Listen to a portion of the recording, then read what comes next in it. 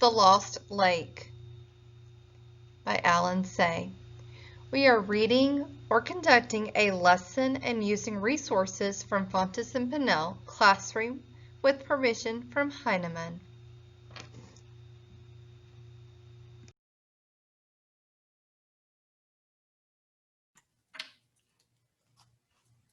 Today I'm going to read another book written and illustrated by Alan Say. What do you remember about the other book you've heard by Alan Say? This book is realistic fiction, meaning the characters, setting, and events could all exist in real life. So the title of the book is The Lost Lake. What do you see on the cover?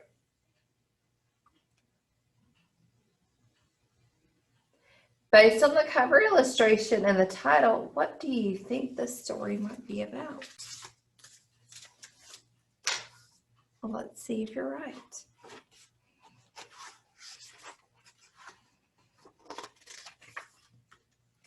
I went to live with Dad last summer.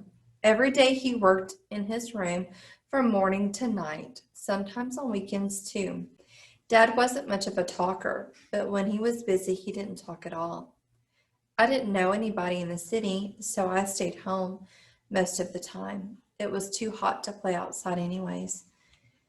In 1 month, I finished all the books I brought and grew tired of watching TV.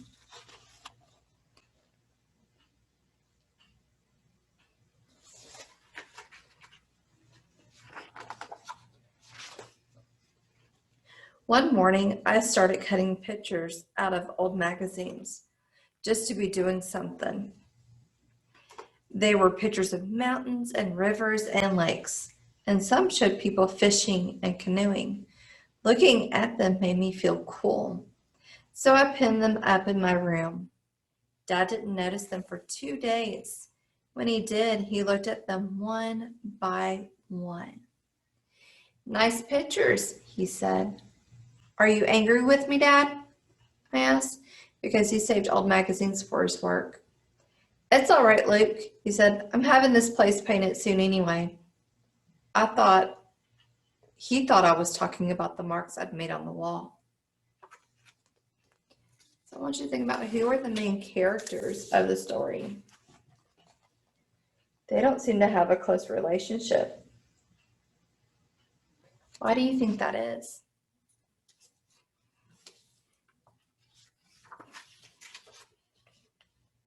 That Saturday, Dad woke me up early in the morning and he told me we were going camping.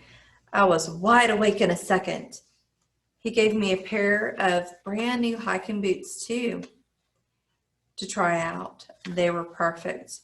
In the hallway, I saw a big backpack and a knapsack, all packed and ready to go. "What's in them, Dad?" I asked. "Later," he said. "We have a long drive ahead of us."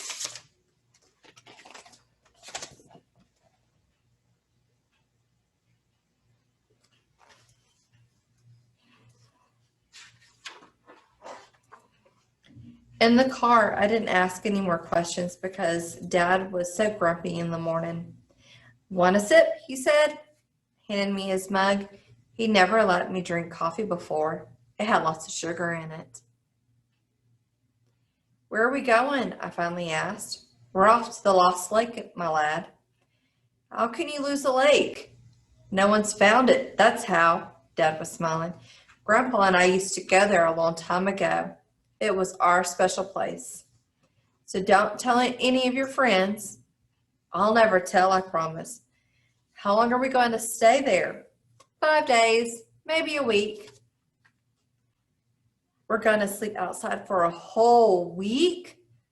"That's the idea." "Oh boy." So they both seem excited about the camping trip. So let's keep reading to see how it goes.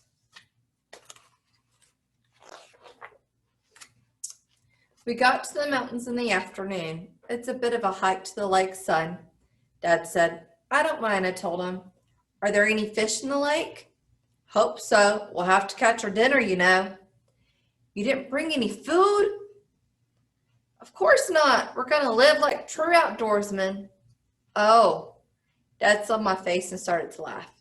He must have been joking. I didn't think we were going very far anyway, because Dad's pack was so heavy, I couldn't even lift it.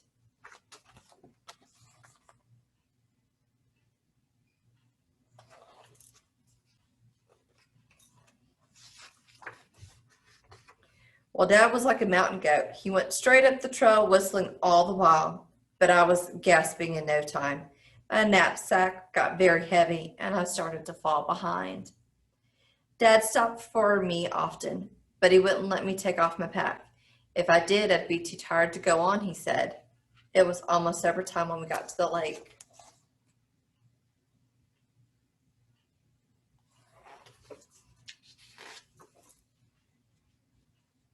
The place reminded me of the park near Dad's apartment. He wasn't whistling or humming anymore. Welcome to the found lake, he muttered from the side of his mouth. What's wrong, Dad? Do you want to camp with all these people around us? I don't mind. Well, I do. Are we going home? Of course not. He didn't even take off his pack. He just turned and started to walk away. So how does Dad react when they find the lost lake? Why do you think that?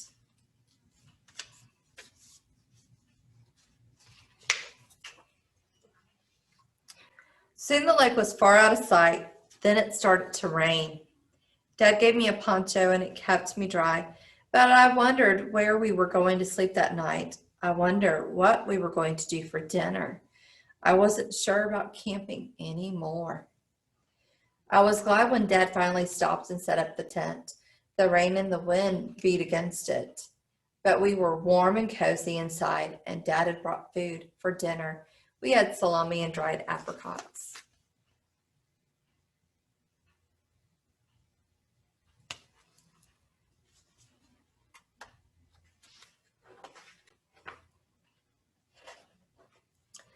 I'm sorry about the lake, Dad, I said. He shook his head.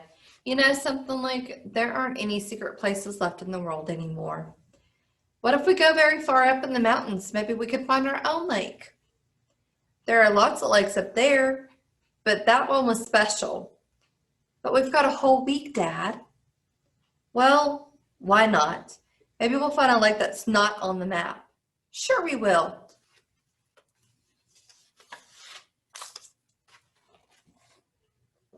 So it's been a long day for Luke and his dad. How would you say their camping trip is going so far?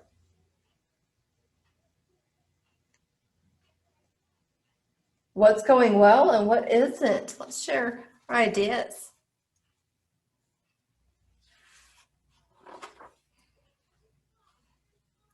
We started early in the morning when the fog cleared. We saw other hikers ahead of us. Sure enough, Dad became very glum.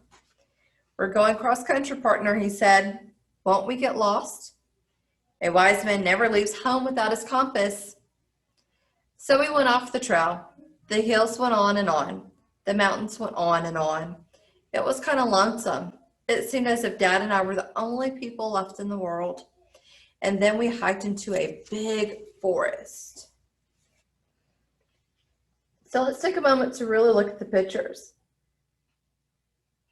What do you notice about them? Why do they look so different?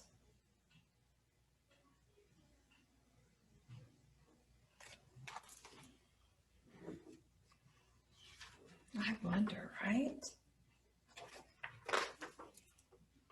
At noontime, we stopped by a creek and ate lunch and drank ice cold water straight from the stream. I threw rocks in the water and fish like shadows darted in the pools. Isn't this a good place to camp, Dad? I thought we were looking for our lake. Yes, right, I mumbled.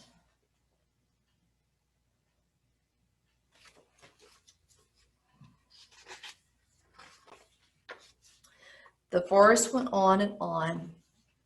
I don't mean to scare you, son, Dad said, but we're in bear country. We don't want to surprise them, so we have to make a lot of noise. If they hear us, They'll just go away. What a time to tell me. I started to shout as loudly as I could. Even Dad wouldn't be able to beat off bears. I thought about those people having fun back at the lake. I thought about the creek too, with all those fish in it. That would have been a fine place to camp. The Lost Lake hadn't been so bad either.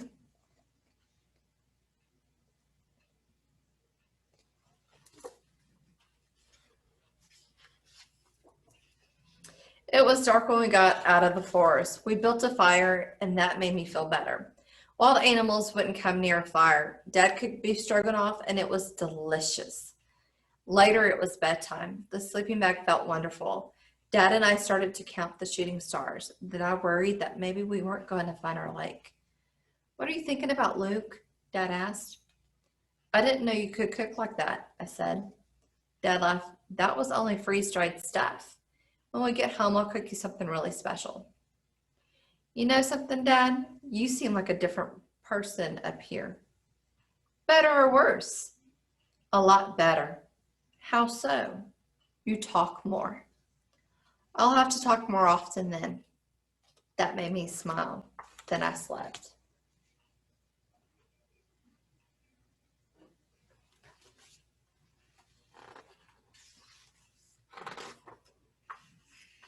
Dad shook me awake. Then the sun was just coming up, turning everything all gold and orange and yellow. And there was the lake right in front of us. For a long time, we watched the light change on the water, getting brighter and brighter.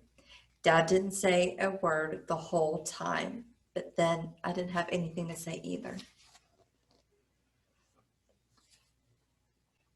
So what do you think of the end of the story?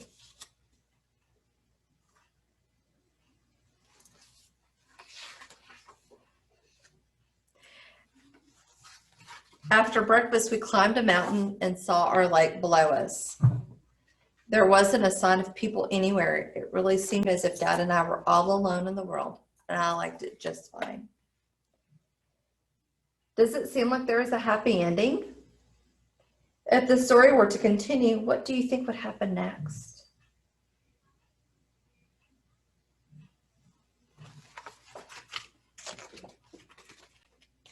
And that's the end.